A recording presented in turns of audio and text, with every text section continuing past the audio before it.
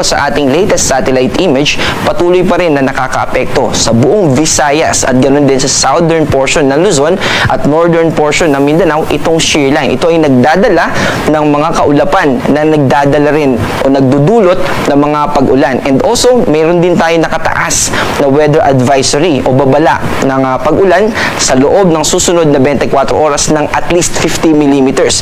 Ito ay posibleng magdulot ng mga pagbaha. Kaya gusto po natin paalalahanan yung mga kababayan natin dito. Critical po yung lakas ng mga pag-ulan na kasalukuyan nakakaapekto sa atin dahil sa epekto ng shear line. Bukod po sa shear line, ay yung northeast monsoon o yung hanging amihan ay patuloy na nakakaapekto sa Luzon.